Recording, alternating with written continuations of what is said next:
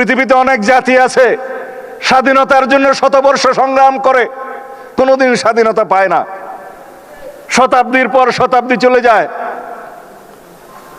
দশকের পর দশক চলে যায়, কিছুই ঘটে না। মোহাম্মদ লেনিন বলেছিলেন, there are decades, nothing happens there, but there are days and weeks, decades happen there. কোন কোন দশক আছে, দিন আছে, সপ্তাহ আছে, যেখানে শতাব্দী ঘটে যায়। আমরা সেই শতাব্দীকে নিয়ে এসেছি। নিউটনের কোন আপেল নয় আন্দোলন এবং বিপ্লব, গণ অভ্যুত্থান। সেই আপেলকে পেড়ে নিতে হয়েছে, পাকাতে হয়েছে।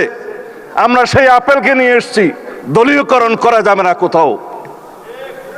আমার ভাই পড়ুয়ার বলে গেছেন, গণভোটের গণরায় বাস্তবায়ন করতে হবে। আসুন একসাথে বসি। সংবিধান সংশোধন কমিটিতে আপনাদের আহ্বান জানিয়েছে, আপনারা এখনো নাম দেন নাই। গতকালকে প্রথম বৈঠক করেছি।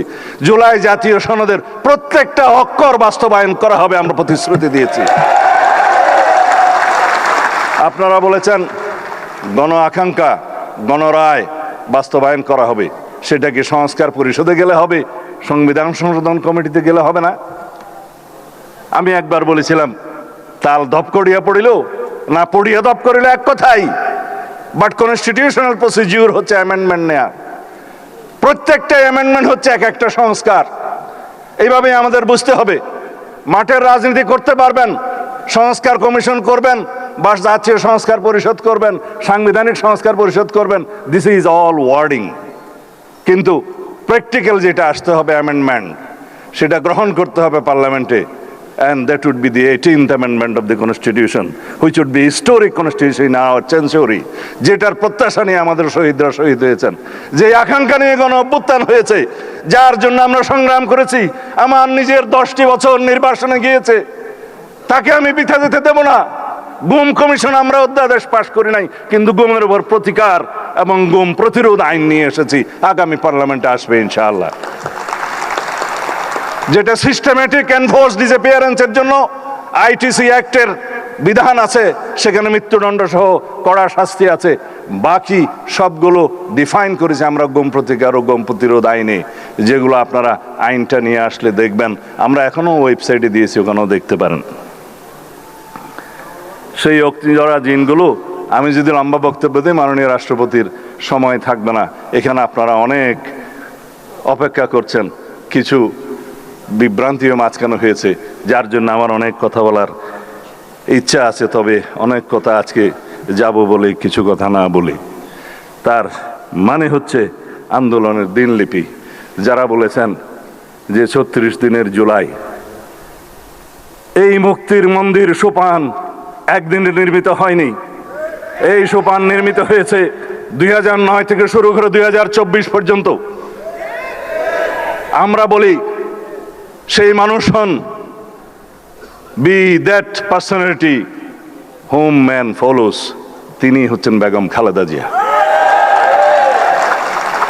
তিনি ত্যাগ স্বীকার করেছেন, সন্তান হারিয়েছেন, নিজের জীবন বিসর্জন দিয়ে হলেও, চিকিৎসায় না গিয়ে হলেও আপোষহীনভাবে বাংলাদেশের জন্য প্রাণ দিয়েছেন।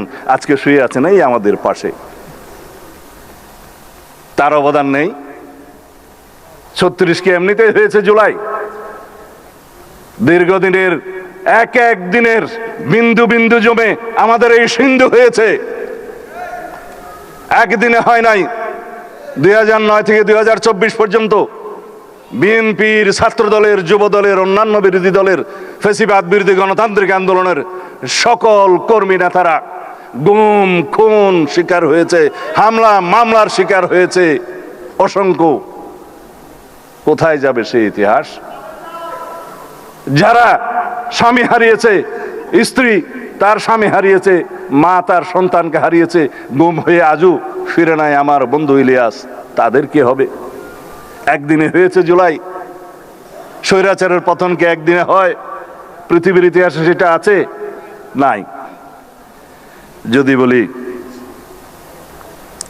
কোন আন্দোলন অহিংস সহিংস হবে, সেটা সাধারণ মানুষ নির্ধারণ করে না, সেটা মহাত্মা গান্ধী নির্ধারণ করে না।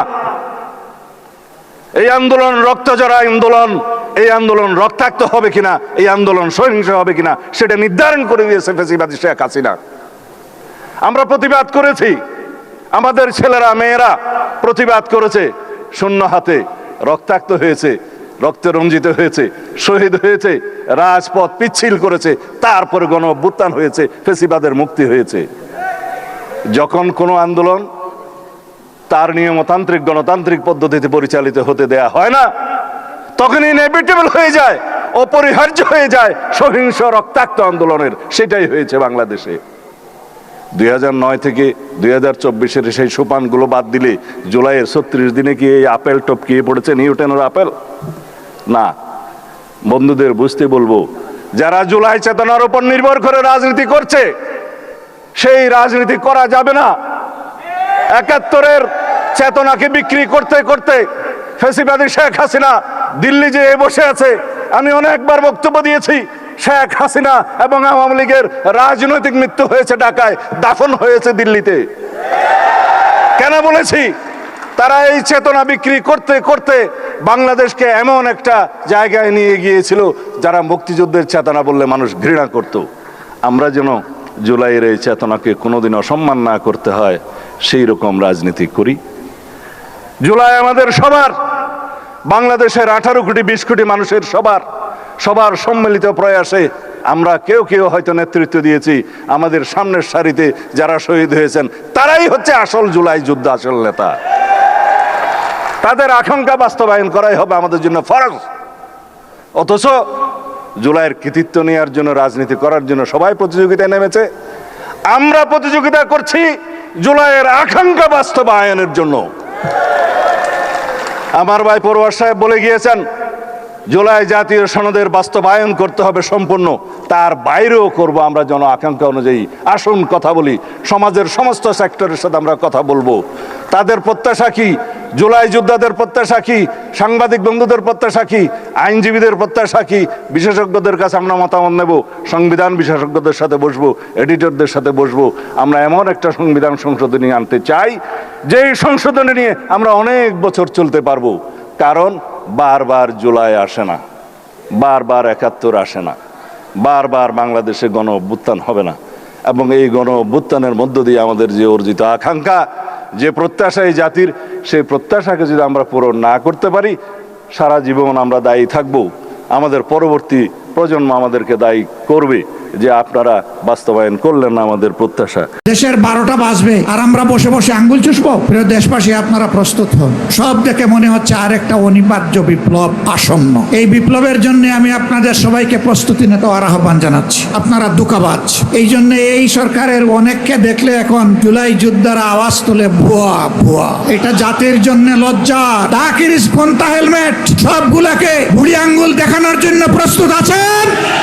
লক্ষণ ভালো না, একটাও দেখতে পাচ্ছি। সব যেন চূড়াবালিতে হারিয়ে যাচ্ছে। কার সাথে আতাত করে জাতির এই দাবিগুলোকে উপেক্ষা করা হচ্ছে আমরা জানতে চাই। এর জবাব প্রধানমন্ত্রীকে দিতে হবে, কারণ এর আগে নির্বাচনের আগে তিনিও তো এই দাবিগুলো করেছিলেন। এখন কেন সেগুলো হারিয়ে যাচ্ছে? 2006 সালের 28 অক্টোবর থেকে শুরু করে 24 সালের 5 আগস্ট পর্যন্ত যারা জীবন দিয়েছেন, লড়াই করেছেন, আহত হয়েছেন, পঙ্গু হয়েছেন, আয়নাগরের সঙ্গী হয়েছেন, জেলে গিয়েছেন, মামলা খেয়েছেন, দেশ ছেড়ে অনেক জায়গায় চলে যেতে বাধ্য হয়েছেন, আমি তাদের সকলের ত্যাগকে গভীর শ্রদ্ধার সাথে স্মরণ করছি।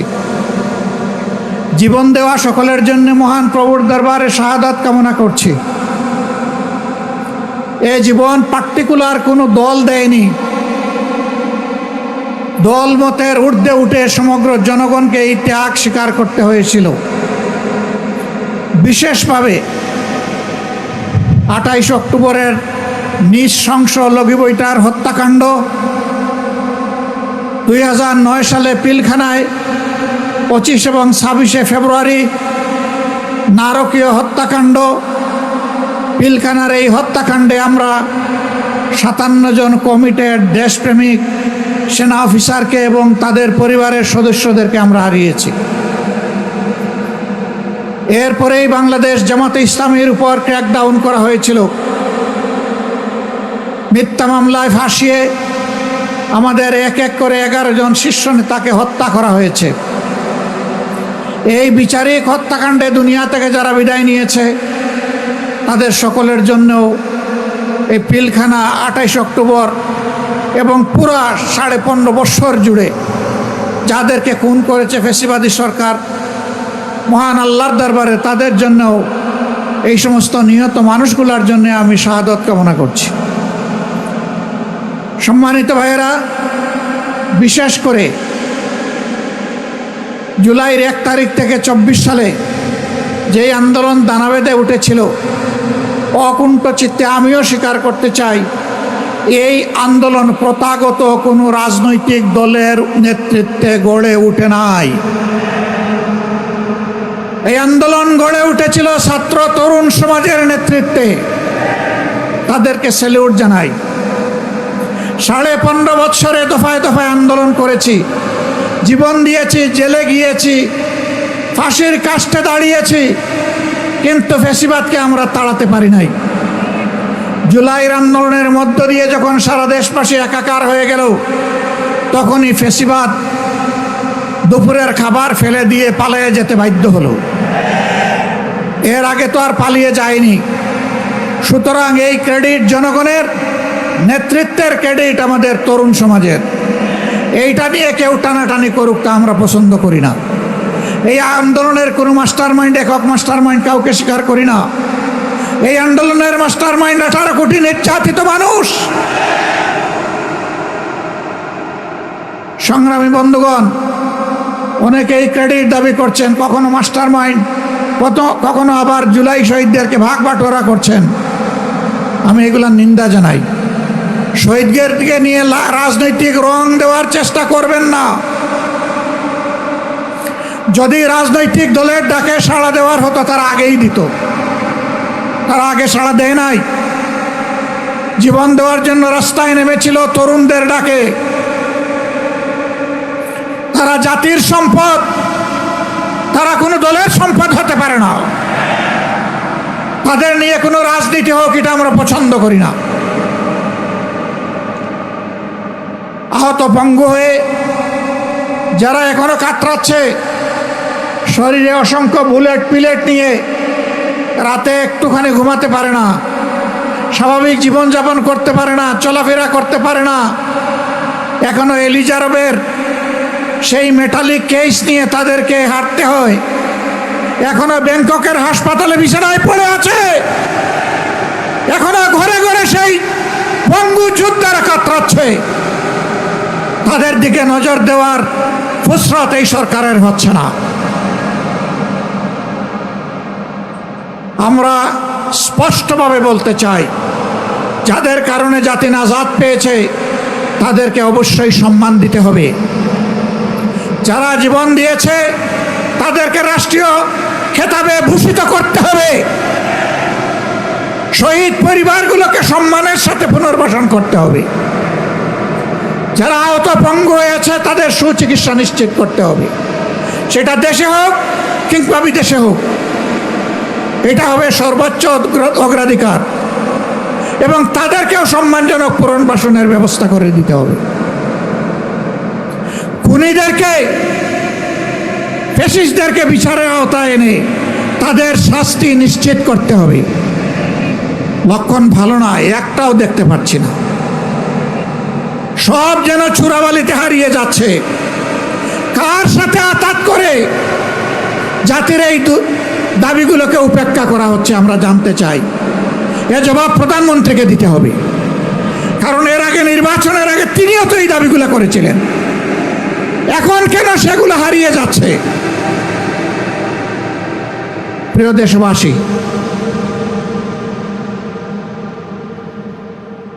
এইখানে মুজিবুর রহমান ভূঁইয়া মঞ্জু বলে গেছেন যে যমজ মায়ের 2 সন্তানের মতো একদিনে 2টি ভোট হয়েছে। একই চেহারার, 2 মিনিট আগে আর পরে সিল পড়েছে। এখন এক সন্তানকে মা তার সন্তান হিসাবে ধারণ করে আরেকজনকে অগ্রাহ্য করে, এমন কোনো মাকে দুনিয়া খুঁজে পাওয়া যাবে? তাহলে এখন যারা ক্ষমতায় আছেন তারা এই আচরণ করছেন কেন?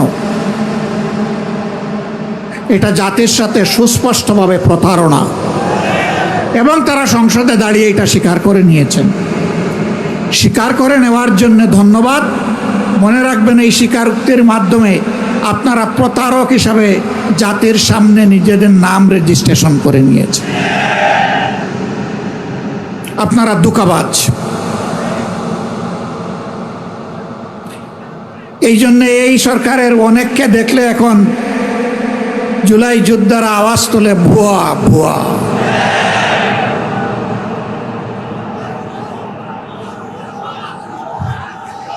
এটা জাতির জন্য লজ্জার। ফ্যাসিবাদী আমলে আপনারাও মজলুম ছিলেন।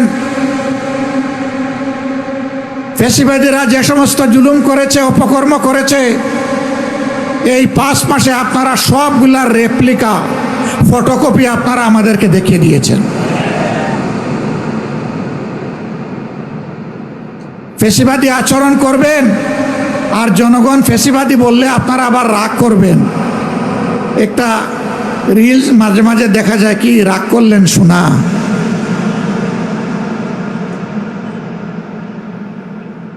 ফ্যাসিবাদী আচরণ ছেড়ে দেন, জনগণ ফুলের মালা দিয়ে আপনাদেরকে বরণ করবে, দেশ গড়ার কাজে সাহায্য করবে।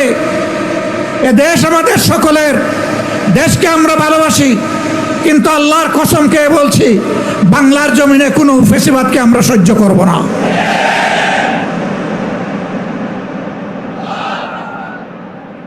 আমাদের গণভোটের গণরায় মেনে নেন। 70% মানুষের রায়কে অপমান করবেন না, অপমান করে বাঁচার পথ খুঁজে পাবেন না। জনগণের রায়কে যারাই অপমান করেছে তাদেরকে অপমানজনকভাবে পালাতে হয়েছে।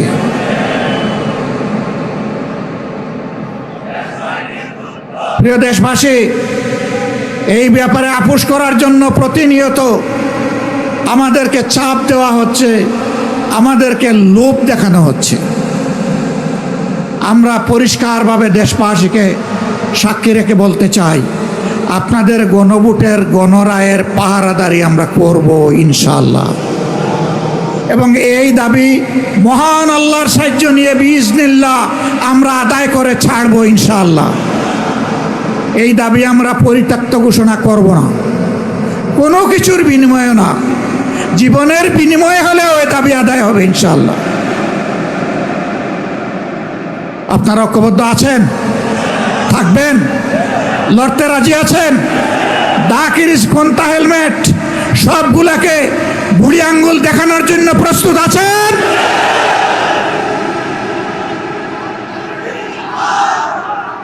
গত 3-4 দিন ধরে বাংলাদেশের শিক্ষাঙ্গনে যা হচ্ছে, শিক্ষাঙ্গনের ছাত্র এবং শিক্ষকরা তারা আতঙ্কগ্রস্ত। সেই গণরুম, গেস্ট রুম, সেই ফেসিবাদ আবার নূতন অ্যাপ্রন গায়ে দিয়ে চলে আসছে কিনা। আমরা শিক্ষাঙ্গনের ছাত্র, শিক্ষক, কর্মচারী সবাইকে বলবো, ফেসিস যেখানেই প্রতিরোধ সেখানে। ছাড় দেওয়া হবে না, ছাড় আপনারা দিবেন না। হ্যাঁ, পাপ বালিগ হইতে একটু সময় লাগে, কিন্তু বালিগ হওয়ার পরে ওই গাছের বৃন্ত থেকে ওটা পচে গিয়ে পড়ে যায়। পাপে পছন্দ ধরেছে এখন। সরকার যদি এটা বুঝতে পারেন ভালো, না বুঝতে পারলে পতন কেউ ঠেকাতে পারবে না। ওনারা বলতে চান মাত্র 5 মাস হলো সরকারের, এত অস্থির কেন আপনারা? আমি পাল্টা প্রশ্ন করতে চাই, মাত্র 5 মাসের ভিতরে জনগণের সাথে এত বিশ্বাসঘাতকতা করলেন কেন আপনারা? আপনারা যদি বিশ্বাসঘাতকতা না করতেন, আমাদের তো অস্থিরতার কোনো কারণ ছিল না। দেশের 12টা বাজবে আর আমরা বসে বসে আঙ্গুল চুষব? এটা হবে না। প্রিয় দেশবাসী, আপনারা প্রস্তুত হন। সব দেখে মনে হচ্ছে আরেকটা অনিবার্য বিপ্লব আসন্ন। এই বিপ্লবের জন্য আমি আপনাদের সবাইকে প্রস্তুতি নিতে আহ্বান জানাচ্ছি। এখানে আমরা যারা বসেছি অনেকে বয়স্ক, অনেকে তরুণ। বিপ্লবের ক্ষেত্রে বিপ্লব কোনো বয়স মানে না। যেমন 24শে জুলাই আবাল বৃদ্ধ বনিতা, 10 মাসের শিশু থেকে 90 বছরের বৃদ্ধ সবাই ছিল রাজপথে। আগামীতেও বয়স বিপ্লবকে সঙ্গ দিয়েই সামনে এগিয়ে যাবে ইনশাআল্লাহ। সেদিন সবাই হবে তরুণ, সবাই হবে যুবক, এবং ফেসিবাদের বিরুদ্ধে লড়াই হবে আপোষহীন, তীব্র, বিজয় ছিনিয়ে আনার লড়াই হবে ইনশাআল্লাহ। জেল জুলুমের ভয় দেখাবেন না। আল্লাহর মেহেরবানিতে এগুলোকে কোনো পাত্তাই দেই না। ফাঁসির ভয় দেখাবেন না। ফাঁসির রশি যদি জাতির মুক্তির জন্য প্রয়োজন হয়, ফুলের মালা হিসাবে কবুল করে নেব।